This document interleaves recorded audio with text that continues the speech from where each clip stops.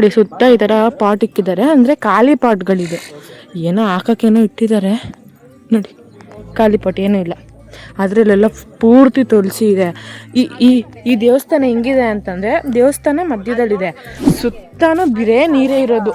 ಆ ಕಡೆ ನೋಡಿದ್ರು ನೀರು, ಈ ಕಡೆ ನೋಡಿದ್ರು ನೀರು, ಈ ಕಡೆ ನೋಡಿದ್ರು ಸಹ ನೀರೇ, ಮೂರು ಕಡೆನೂ ನೀರೇನೇನೆ ಪೂರ್ತಿ. ಆದರೆ ತುಂಬ ಚೆನ್ನಾಗಿದೆ. ಯಾರ್ಯಾರ ಮೈಸೂರು ಕಡೆ ಬಂದರೆ ಮಸ್ಟ್ ವಿಸಿಟ್ ದಿಸ್ ಟೆಂಪಲ್. ನಿಜ ತುಂಬ ಚೆನ್ನಾಗಿದೆ. ಈ ಕಳಶ ಎಷ್ಟಿದೆಯೋ ದೇವರು ಅಷ್ಟೇ ಇದೆ, ಯಾಕಂದ್ರೆ ಒಂದ್ ದೇವ್ರ ಮೇಲೆ ಕಳಶ ಇಟ್ಟಿದ್ದಾರೆ. ಈ ತರ ಸುತ್ತ ಇದೆ, ಲಿಟ್ರಲಿ ಸುತ್ತ ಇದೆ ಅಂದ್ರೆ ಸುತ್ತರನ್ನ ಕೌಂಟ್ ಮಾಡ್ಬೋದು.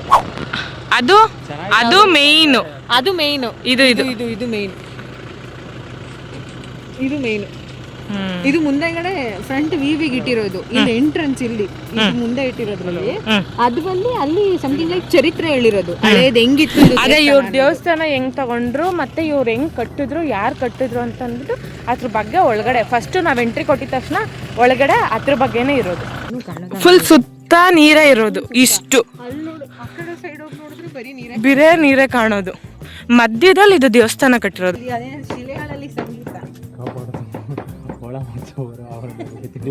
ಮತ್ತೆ ನೋಡಿ ತುಳಸಿ ಪೂರ್ತಿ ನೋಡಿ, ಇಲ್ಲಿಂದ ಇಷ್ಟು ಕುಡ್ದು ಆ ಕಡೆನೂ ಅದೇ, ಮತ್ತೆ ಇಲ್ಲಿಗೆ ಬಂದರೆ ಇಲ್ಲೂ ಇದೇನೇನೆ ತುಳಸಿನೇನೆ ಪೂರ್ತಿನೂ. ಮತ್ತು ಆ ಕಡೆ ಎಲ್ಲ ಪೂರ್ತಿ ವಾಟರ್ ಇದೆ, ಅದು ದೇವಸ್ಥಾನ.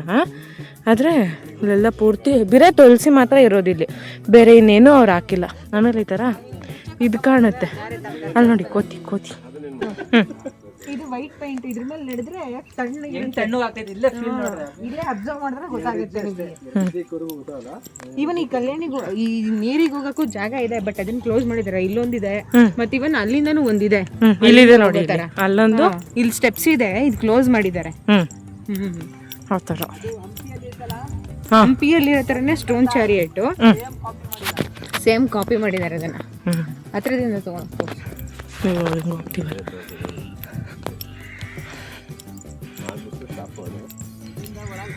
ಇಲ್ಲಿಂದ ಒಳಗಡೆ ಫೋನ್ ಗೀನೆಲ್ಲ ಸೈಲೆಂಟ್ ಮಾಡ್ಕೊಂಡು ಹೋಗ್ಬೇಕು. ಸ್ವಿಚ್ ಆಫ್ ಹೇಳ್ತಾರೆ, ಸೈಲೆಂಟ್ ಮಾಡ್ಕೊಂಡ್ರೆ ಸಾಕು.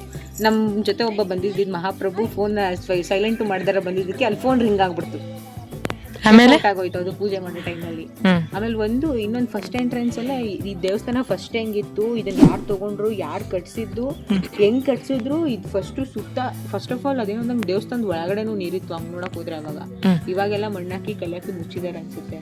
ನೋಡಕ್ ಚೆನ್ನಾಗಿದೆ, ವಾತಾವರಣನೂ ಚೆನ್ನಾಗಿದೆ, ಎಲ್ಲ ಚೆನ್ನಾಗಿದೆ. ಒಂದ್ ಟೈಮ್ ಬಂದು ನೋಡ್ಕೊಂಡೋದ್ರೆ ಒಳ್ಳೇದು. ಎಲ್ಲರೂ ಒಳಗಡೆ ಫೋಟೋ ಗೀಟೋ ಎಲ್ಲ ಏನು ಅಲೌಡ್ ಇಲ್ಲ. ಯಾರು ಫೋಟೋ ಗೀಟೋ ಫೋನ್ ಎಲ್ಲ ತೆಗಿಯಕ್ಕೆ ಹೋಗ್ಬಿಡ್ರಿ.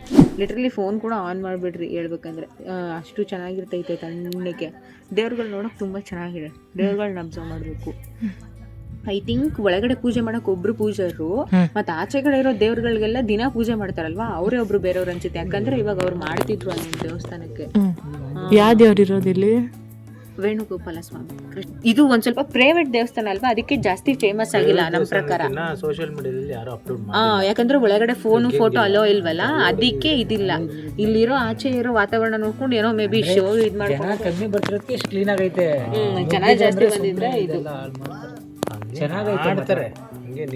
ಚೆನ್ನಾಗಿದೆ.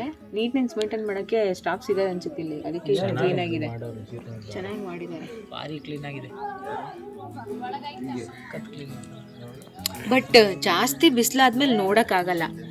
ಬಿಸಿಲು ಬರೋಕ್ಕಿಂತ ಮುಂಚೆ ನೋಡ್ಕೊಂಡು ಹೋಗ್ಬೇಕು, ಇಲ್ಲ ಸಂಜೆ ಟೈಮಲ್ಲಿ ಬಂದು ನೋಡಬೇಕು. ಸಂಜೆ ಟೈಮಲ್ಲಿ ಸೂರ್ಯ ಮುಳುಗೋ ಟೈಮೆಲ್ಲ ಐ ಥಿಂಕ್ ಇಲ್ಲಿ ಸನ್ ಇದ್ರದ್ದು ಮುಳುಗೋದು ವ್ಯೂ ಪಾಯಿಂಟ್ ಇರ್ಬೇಕು ಅನ್ಸುತ್ತೆ ಅಲ್ವಾ? ಕಾಣಿಸುತ್ತೆ ಅನ್ಸುತ್ತೆ. ಎಷ್ಟಿದೆ ಅಂದ್ರೆ ಅಲ್ಲಿ ಹೊಗೆ ಹೋಗ್ತಾ ಇರೋದು ನೋಡಿ, ಕಾಣಿಸ್ತೈತೆ ನಮಗೆಲ್ಲ ಕಣ್ಣಾರೆ. ನಿಮ್ಗೆ ಕಾಣಿಸ್ತೈತೆ ಇಲ್ವೋ ಗೊತ್ತಿಲ್ಲ. ಅವನಿಗೆ ಸ್ಪೆಕ್ಸ್ ಹಾಕೊಂಡಿದ್ದಾನಲ್ವಾ, ಅದಕ್ಕೆ ಕಾಣುತ್ತೆ ತುಂಬಾ ಚೆನ್ನಾಗಿ. ಬನ್ನಿ ಹೋಗೋಣ ಇವಾಗ, ಇನ್ನೊಂದು ಹೋಗ್ಬೇಕು, ಇಲ್ಲಾಂದ್ರೆ ಟೈಮ್ ಆಗೋಗುತ್ತೆ. ಮತ್ತೆ